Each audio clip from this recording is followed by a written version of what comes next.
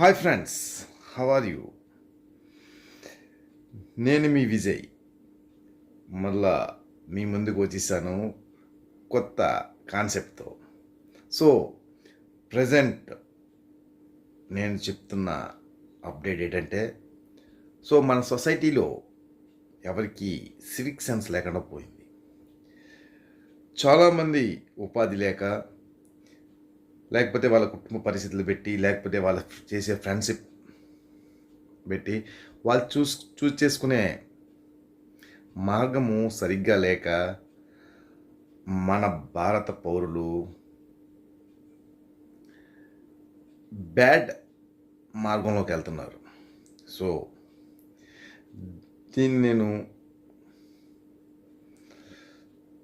చూసి చాలా బాధపడుతున్నాను.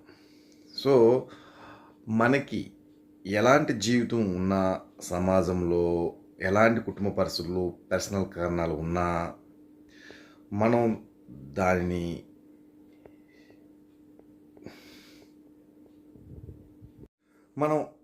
అలాంటి విషయాల్ని ఓవర్కమ్ చేస్తూ ముందుకు పోతూ పాజిటివ్గా వెళ్ళాలి.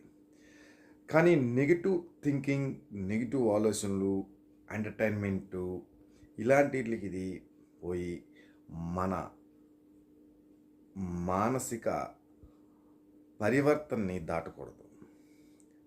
సో భారతీయులుగా మనం గర్వించాలి. మన భారతీయతని మనం కాపాడుకోవాలి. ప్రతి భారతీయుడు జనాభా ఎంత ఎక్కువైనా, ఎవరికి సమాన న్యాయం కల్పించలేకపోయినా దేశం మన భారతీయతని, మన కుటుంబ వ్యవస్థని పటిష్టం చేయాలి. దానికోసం ప్రతి ఒక్కరూ వారి కుటుంబాన్ని, వారి పిల్లల్ని, వారి తల్లిదండ్రుల్ని సక్రమంగా చూసుకోవాలి. వారి బాధ్యతల్ని సక్రమంగా నిర్వర్తించాలి. సీరియల్స్ చూసి, సినిమాలు చూసి, రకరకాల ఎంటర్టైన్మెంట్లకు గురయ్యి మనసుని ఈ రకరకాల వైపు మళ్లించకుండా మన పిల్లల్ని సక్రమ మార్గంలో పెంచడం, వాళ్ళ సెల్ ఫోన్లకి ఎడిక్ట్ కాకుండా చూసుకోవడం,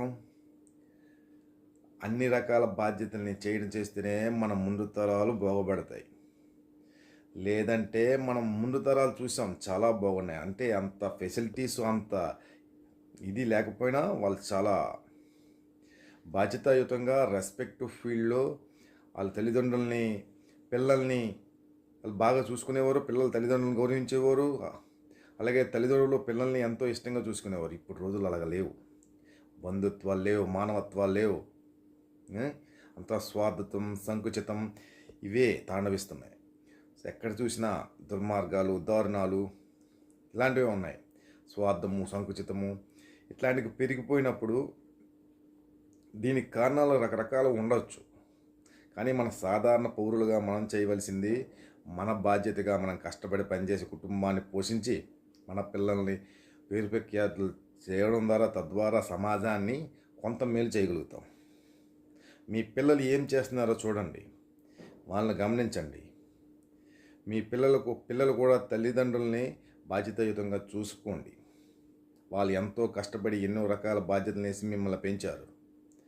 సో నేను ఇవన్నీ చెప్పడానికి కారణం నేను ఇటువంటి విషయాలన్నీ చెప్పడానికి మెయిన్ కారణం సమాజంలో జరుగుతున్న ఒక వింత కృత్యాలు. ఇలాంటివి చెప్పచ్చో లేదో నాకు తెలియదు కానీ కలకత్తాలో జరిగిన ఘోర సంఘటన, డాక్టర్లు ప్రాణం పోసి డాక్టర్లకే చేస్తే మరి మన మానవులు అనుకోవాలా, లేకపోతే పశువులు అనుకోవాలా, రాక్షసులు అనుకోవాలా? మరి మానవ జాతి ఎటుపోతుంది? అసలు మనం మనుషులమా, లేకపోతే పశువులమా? ఎక్కడ అడవుల్లో ఉన్నామా? ఏ జాతికి చెందాం? ఎలా డెవలప్ అయ్యాం? అసలు మనం ఏంటి మన తాలూకా ప్రజెంట్ సిచ్యువేషను? మనలో కొందరు మనుషులు పైశాచికంగా ప్రవర్తించి వాళ్ళ బ్యాడ్ మైండ్ సెట్ని మార్చుకొని మెలగాలి. పైశాచికత్వాన్ని ప్రదర్శించడం వల్ల ఏం పీకిందేట్లేదు. ఆడి తాలూకా పర్సనల్ ఈగోస్ చల్లారుతుంది కానీ సమాజానికి ఉద్ధరించింది లేదు. ఒకరికి బాధ పెడితే అది మనకి మన కుటుంబానికి మన రకరకాలుగా ఇంకా ముందుకు పోతుంటే రకరకాలుగా ప్రాబ్లమ్స్ మనం ఫేస్ చేయాల్సి వస్తుంది. అవన్నిటిని ఎదిరించడం ఎందుకు? నీ కుటుంబాన్ని, నీ పర్సనల్ని చూసుకో. ఒక్కడి గురించి నీకెందుకు? ఇలాంటివి చేయకండి. అది మీకు కలగాలి, మీకు పర్సనల్ ఇన్ఫియారిటీ కలగాలి. మీ తాలూకా ఆలోచన విధానం అనేది మారాలి. ఈ ఆలోచన విధానం ఎలా మారుతుంది? సక్రమమైన ఫ్రెండ్స్, సక్రమమైన ఆలోచనలు, సక్రమమైన కుటుంబం, ఇట్లాంటివన్నీ మీకు కలిగించినప్పుడు కాదుతుంది. ఒకవేళ కలగలేదు, నీ దగ్గర బ్యాడ్ ఫ్రెండ్స్ ఉన్నారు, నీ దగ్గర బ్యాడ్ మైండ్ సెట్ ఉంది, నీ దగ్గర ఇన్ఫ్లుయెన్స్ ఉంది అనుకుంటే దానికి నువ్వే కారకుడు అవుతావు. ఇలాగ ఎంతమందిని నిర్భయ కేసులో కానీ, దిశ కేసులో కానీ ఎంతమందిని ఎన్కౌంటర్స్, జైల్స్ ఇంట్లో పెట్టి వాళ్ళు పోలీసు ఊడుకుంటారా? ఎవరిని వదిలిపెట్టరు. ఇండియా చట్టాలైనా కొద్దిగా టైం పట్టుద్ది కానీ ఎవరిని వదిలిపెట్టరు. మిగతా దేశాల చట్టాలు పర్ఫెక్ట్గా ఉండి చాలా చాలా అర్జెంటుగా అన్నీ అయిపోవచ్చు, కానీ ఇక్కడ కొంచెం టైం పెట్టినా అన్నీ చూసి మన చట్టాలు, ఇండియన్ చట్టాలు గౌరవించాలి. సో కొంచెం లేట్ అవుతుంది, అయినా వాళ్ళకి ఎవ్వరూ చట్టం నుండి తప్పించుకోలేరు. సో నేను అనేది ఏంటంటే, నేను ఎవరికి ఇది కాదు, నేను ఒక సామాన్య పౌరుణ్ణి. సో మన మైండ్ సెట్ని